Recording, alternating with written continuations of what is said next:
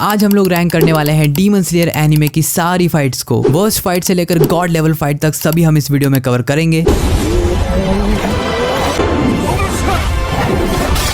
Anime के season 1 से लेके सीजन 4 तक की सारी फाइट्स। और तो और वीडियो की रैंकिंग वैसी नहीं होगी जैसे तुम एक्सपेक्ट कर रहे हो, so be sure to check it out. List की शुरुआत करते हैं Tanjiro and Nezuko versus swamp demon के साथ। ये मेरी मोस्ट हेटेड फाइट है थ्रू आउट द सीरीज, क्योंकि इसमें स्वॉम्प डीमन का कैरेक्टर बहुत ज्यादा इरिटेटिंग है। मतलब तुम उसकी आवाज सुनो यार, स्पेशली जब ये अपने दांतों को घीस कर वो गंदी सी आवाज निकालता है। इस डीमन के पास पावर्स थोड़ी सी ठीक ठाक है, लेकिन ओवरऑल ये बहुत इरिटेटिंग है, इसलिए मैंने इसे लिस्ट में लास्ट पर रखा है। नेक्स्ट फाइट है Shinobu versus spider sister. Season 1 के इस पॉइंट पर हमें हाशिरा से इंट्रोड्यूस करवाया जा रहा था कि वो कितने ज्यादा पावरफुल हो सकते हैं, और इसलिए इस फाइट के अंदर शिनोबू पूरा फ्लेक्स मारती है और स्पाइडर सिस्टर को एफर्टलेसली मार देती है। नेक्स्ट फाइट है Tanjiro and Nezuko versus arrow demon. अब इन दोनों डीमंस का एक्चुअल नाम तो याहाबा और सुजारू मारू है, लेकिन मैं इतने लंबे नाम नहीं लूंगा फॉर ऑब्वियस रीजंस, तो तुम लोग एब्रीविएशंस में समझ जाना। तो ये दोनों डीमंस कुछ खास नहीं, बस वॉनबी अपर मून है जो कि तांजीरो को मारकर मुजान की नजरों में अच्छा बनना चाहते हैं और इवेंचुअली अपर मून बनना चाहते हैं, लेकिन ऑब्वियसली ऐसा हो नहीं पाता है क्योंकि तांजीरो हमारा प्रोटैगनिस्ट है। नेक्स्ट है हमारे पास तांजीरो वर्सेस हैंड डीमन, जिसका सामना तांजीरो से होता है फाइनल सिलेक्शन टेस्ट के दौरान। और देखा जाए तो ये डीमन काफी ज्यादा स्ट्रॉन्ग है क्योंकि इसने साबितो को भी मारा था, और सिर्फ साबितो ही नहीं, इसने न जाने कितने डीमन स्लेयर्स को मारा है। तो तांजीरो और हैंड डीमन की फाइट बेसिकली एक रेवेंज फाइट थी, और इस फाइट में हमने पहली बार तांजीरो को वाटर ब्रीदिंग यूज करते हुए देखा था। Overall the fight was very good और एनिमेशन भी एज यूजुअल टॉप नॉच है। जिसके बाद हमारी अगली फाइट है Tanjiro and Inosuke versus spider mother, जिसमें स्पाइडर मदर अपने स्ट्रिंग वेब्स का यूज करती है और डीमन स्लेयर्स को ही एज अ पपेट यूज करती है तांजीरो और इनोस्के के खिलाफ। Overall the fight was Okesh, but जो उसका इमोशनल एंडिंग सीन था जिसमें स्पाइडर मदर रेडी थी मरने के लिए, that scene was really good, और उसके एडिट्स भी मैंने इंस्टाग्राम पर बहुत सारे देखे हैं। सो या लिस्ट में अगला नाम है Tanjiro versus Kyogai, also known as drum demon. इस फाइट को ज्यादा लोग पसंद नहीं करते हैं, ऑलमोस्ट सभी लोग इस फाइट को हेट करते हैं, और मुझे भी ये फाइट पसंद नहीं है। लेकिन क्योगाय एक बहुत ही पावरफुल डीमन है। वो एक फॉर्मर लोअर मून रह चुका है, सो ही इज ऑब्वियसली पावरफुल। साथ ही उसका कैरेक्टर डिजाइन काफी अच्छा है, मतलब वो एक लिटरल डीमन लग रहा है, और उसकी पावर्स भी काफी ब्रोकन है। ओवरऑल फाइट उतनी अच्छी नहीं है, but character deserve this spot. Anyways, जो नेक्स्ट फाइट हमारी लिस्ट पर है वो है मित्सुरी वर्सेस जोहाकुटेन। यहाँ पर हमने पहली बार मित्सुरी को फाइट करते हुए देखा, उसकी लव ब्रीदिंग को देखा, और हम लोगों ने उसकी विप लाइक स्वॉर्ड भी देखी जो कि उसकी पर्सनैलिटी से काफी मैच करती है। फाइट काफी अच्छी थी, एनिमेशंस भी बहुत अच्छे थे, लेकिन कहीं कहीं ऐसा लग रहा था कि CGI कुछ ज्यादा हो गया। इस फाइट की सबसे बुरी बात ये थी कि हमें उस डीमन की बैक स्टोरी पता ही नहीं थी। डीमन के कैरेक्टर में वो डेप्थ नहीं थी जो कि आकाजा और ग्योतारो के कैरेक्टर में थी, इसलिए फाइट के दौरान या फाइट के बाद भी वो थ्रिल महसूस करने को नहीं मिला। लिस्ट में अगली फाइट है मुइचिरो वर्सेस ग्योको। दोनों ही फाइट सीजन 3 में साथ में ही साइड बाय साइड चल रही थी, लेकिन प्रॉब्लम दोनों फाइट्स में सेम ही है। डीमन की बैक स्टोरी हमें पता नहीं थी, तो वो काफी बोरिंग कैरेक्टर लग रहा था। तो वो दोनों ही अपर मून 4 और अपर मून 5 होने के बाद भी फिलर कैरेक्टर लग रहे थे। अगर हम एनिमेशंस की बात करें तो वो तो कंप्लीटली पॉइंटलेस होगा, क्योंकि यूफोटेबल्स ने इस एनिमे में जो काम करा है that is beyond human capacity. इसी के साथ लिस्ट में अगली फाइट है तांजीरो वर्सेस दाकी। अपर मून 6 ग्योतारो की छोटी बहन जो कि उतनी ज्यादा पावरफुल नहीं है, लेकिन इस कैरेक्टर में एक डेप्थ है, इसके पास एक बैक स्टोरी है। इस फाइट को मांगा से बहुत ही अच्छी तरीके से अडेप्ट किया गया है, मतलब लिटरली कॉपी पेस्ट कर दिया है। और इस फाइट में तांजीरो भी काफी सीरियस होता है, इसलिए बहुत मजा आता है तांजीरो की सन ब्रीदिंग देखने में। इवन दो वो दाकी को नहीं हरा पाता है, लेकिन still the fight was entertaining enough. Next हमारे पास है Tanjiro versus Inosuke. I know तुम लोग इस फाइट को इतना ऊपर एक्सपेक्ट नहीं कर रहे थे, क्योंकि ये तो एक प्रॉपर फाइट भी नहीं थी, लेकिन स्टिल इस फाइट में हैंड टू हैंड कॉम्बैट का यूज करा है। साथ ही इस फाइट में काफी प्रैक्टिकल फाइटिंग स्टाइल का यूज करा गया है, जिससे ये फाइट काफी ज्यादा रियलिस्टिक लगती है। मुझे लगता है पूरी सीरीज में इकलौती फाइट है जिसमें सिर्फ हैंड टू हैंड कॉम्बैट का यूज करा है, और उसे काफी अच्छी तरीके से प्रेजेंट भी करा है। जेनित्सु वर्सेस टंग डीमन। इवन दो ये कोई फाइट नहीं है, बस एक ही मूव में पूरी फाइट खत्म हो गई, लेकिन स्टिल यहाँ पर हमें पहली बार जेनित्सु की पावर्स के बारे में पता चला था। इसके पहले जेनित्सु काफी अनोइंग और एक फिलर कैरेक्टर लगता था अनटिल दिस फाइट। इस फाइट के बाद वो मेरा फेवरेट कैरेक्टर बन गया था। और इसके बाद नंबर आता है तांजीरो एंड क्रियू वर्सेस हानतेंगु। मेरे हिसाब से ये फाइट बहुत अच्छी हो सकती थी, लेकिन फाइट की सबसे बुरी बात यह है कि हानतेंगु के पास कोई कैरेक्टर ही नहीं है, ना ही उसमें कोई पर्सनैलिटी है, ना ही उसके पास कोई बैक स्टोरी है। It was all just basic emotions. कोई गुस्से में है तो गुस्से में है, सैड वाला सिर्फ सैड है। मतलब अपर मून 4 इससे तो बेटर ही स्टोरी डिजर्व करता था। फाइट इतनी ऊपर आती है सिर्फ एनिमेशंस की वजह से, और एंडिंग में जो वो नेजुको को छोड़कर हान तेंगु को एग्जीक्यूट करता है, और ये एग्जीक्यूशन वाले सीन में भी बहुत पावर फील होती है। लेकिन इस फाइट से भी ऊपर जो फाइट रैंक करती है वो है Zenitsu versus spider brother. Zenitsu की जितनी भी फाइट्स है सबके सब बैडएस है, सभी के सब कूल है। और इस फाइट में भी जब जेनित्सु अपनी थंडर ब्रीदिंग को एक्टिवेट करता है तब पूरी सराउंडिंग और पूरा आसपास का एरिया शेक करने लगता है। और जब वो अपना अटैक करता है, bro I am obsessed with Zenitsu, instantly वो स्पाइडर ब्रदर का गला काट देता है। और सिर्फ जेनित्सु की ओपी पावर्स की वजह से this fight deserves this spot. हमारी अगली फाइट है demon slayers versus Mugen train. ये फाइट और भी ऊपर रैंक कर सकती थी, लेकिन एनमू का जो कैरेक्टर है उसका कैरेक्टर वेल रिटन नहीं है, तो उसके मरने के बाद ना ही दुख होता है और ना ही अच्छा लगता है। ओवरऑल फाइट के एनिमेशंस बहुत अच्छे थे। बाकी डीमन स्लेयर्स के साथ यहाँ पर हमारा फ्लेम हाशिरा रेनगोकू भी प्रेजेंट था और उसकी पावर और स्किल्स ने बिल्कुल डिसअपॉइंट नहीं करा। फाइट का सबसे बेस्ट पार्ट था जब तांजीरो एनमू के गेंजुत्सु में बार बार फंस रहा था और सपने से बाहर निकलने के लिए वो खुद ही को मार देता है। ये वाला पार्ट थोड़ा सा हैवी था डीमन स्लेयर एनिमे के लिए। नेक्स्ट फाइट है सानेमी ओबनाई वर्सेस रैंडम डीमंस। ये फाइट एनिमे ओनली फाइट है, यानी कि मांगा में एग्जिस्ट नहीं करती है एंड ऑब्वियसली स्टोरी के लिए इंपॉर्टेंट भी नहीं है। लेकिन इस फाइट के अंदर जो हमें विजुअल्स देखने को मिले हैं, दो हाशिरा साइड बाय साइड लड़ रहे हैं और डीमंस को गाजर मूली की तरह काट रहे हैं। और फाइट के एंड में जो हमें इन्फिनिटी कैसल का एक ग्लिम्स दिखाया जाता है वो तो भाई साहब नेक्स्ट लेवल ही है। नेक्स्ट हमारी फाइट है गियू वर्सेस रुई। ये फाइट डीमन स्लेयर में अब तक की सबसे कूल फाइट्स में से एक है, जिसमें गियू एक्टिवेट करता है उसका personal water breathing form dead काम और लोअर मून 5 को भी एफर्टलेसली मार देता है। This fight is my personal favourite fight. Next fight हमारे पास है तांजीरो एंड नेजुको वर्सेस रुई। तांजीरो की फाइट एक लोअर मून से है तो ऑब्वियसली वो जीत तो सकता नहीं था, लेकिन फिर भी फाइट काफी एंटरटेनिंग थी, जिसमें तांजीरो पहली बार हिनोकामी कागुरा या फिर सन ब्रीथिंग को यूज करता है। और भले ही तांजीरो की तलवार टूटी हुई थी, लेकिन फिर भी वो एक लोअर मून का गला काट देता है। Overall animations, background music, Nezuko का ब्लड डीमन आर्ट और तांजीरो की सन ब्रीथिंग, इस सभी के मिक्सचर से ये फाइट बहुत ही एंटरटेनिंग बन जाती है। फाइनली अब बढ़ते हैं डीमन स्लेयर यूनिवर्स की टॉप 3 फाइट्स की तरफ। Number 3 Gyomei versus Muzan. Even though ये फाइट 1 मिनट से भी कम की है, लेकिन स्टिल इस फाइट में इतना पोटेंशियल है कि ये नंबर 3 पर आ गई। सीजन 4 के ठीक एंड में ये फाइट हुई थी और this fight literally broke the internet. पूरा इंटरनेट इस फाइट के एडिट्स और मीम से भरा हुआ था और इस छोटी सी फाइट से हम अंदाजा लगा सकते हैं कि इन्फिनिटी कैसल ट्रायोलॉजी कितनी ज्यादा इंसेन होने वाली है। बात सिर्फ फाइट के एनिमेशंस की नहीं है, बल्कि फाइट से पहले जो मोमेंटम बिल्ड हुआ था कि कागाया ओबियाशिकी मारा जा चुका है और मुजान किबुत्सुजी खुद डीमन स्लेयर के हेडक्वार्टर्स में खड़ा है। सभी हाशिराज ने उसे घेर लिया है और गियोमे ने उस पर हमला कर दिया है। This fight was top notch. Number 2 पर फाइट आती है आकाजा वर्सेस रेनगोकू। इस पॉइंट पर हमने पहली बार एक अपर मून डीमन को एक्शन में देखा था और वो भी आकाजा को। इस फाइट के विजुअल्स और एनिमेशंस बहुत अच्छे हैं, तुम देख ही सकते हो स्क्रीन पे। साथ ही इसका साउंड ट्रैक भी बहुत अच्छा है। लेकिन फाइट की सबसे बेस्ट बात है दोनों कंपीटिंग कैरेक्टर्स, दोनों ही बैडएस है, दोनों ही पावरफुल हैं और फाइट के एंड में दोनों अपना अल्टीमेट मूव यूज करते हैं। फाइट के दौरान भले ही आकाजा का अपर हैंड था, लेकिन फाइट के एंड होते होते रेनगोकू ने आकाजा को ऑलमोस्ट मार दिया था। भले ही फाइट के बाद रेनगोकू की मौत हो जाती है, जिसके लिए हम लोग तैयार नहीं थे, लेकिन still this fight is God level fight. Demon slayer anime की अब तक की जो नंबर 1 पे बेस्ट फाइट है वो है none other than upper moon 6 versus demon slayers. Fight का जब एंड आता है और ऐसा लगता है कि ग्योतारो इस फाइट को जीत चुका है, तब तांजीरो अपने दिमाग का 110% यूज करके एक फाइनल गैम्बिट खेलता है। ग्योतारो को वो पॉइजन देता है और अपनी तलवार से पूरी ताकत के साथ स्ट्राइक करता है। वहीं दूसरी तरफ जेनित्सु भी अपनी गॉड लाइक स्पीड का यूज करता है, जिससे फाइट में वापस से जान आ जाती है और तेनगेन भी फाइट में रिटर्न करता है। जिसके बाद ये वाला सीन आता है जब तेनगेन और ग्योतारो ऑल आउट चले जाते हैं, अपनी पावर का 200% यूज करते हैं और बस एक दूसरे को मारना चाहते हैं। सिर्फ डीमन स्लेयर में ही नहीं, मैं तो कहता हूँ कि सभी एनिमेज में ये सबसे बेस्ट फाइट है। इससे पहले मैं फाइट की ब्यूटी में खो जाऊं, वीडियो को यहीं पर खत्म करते हैं। मैंने इस वीडियो में सारी फाइट्स को इंक्लूड नहीं करा है, क्योंकि डीमन स्लेयर में 40-50 फाइट्स हैं। साथ ही मैंने सिर्फ बैटल्स को इंक्लूड करा है और जितनी भी स्पारिंग ट्रेनिंग वगैरह हुई थी सीजन 1 और सीजन 4 में, उसे भी मैंने इस वीडियो में इंक्लूड नहीं करा है।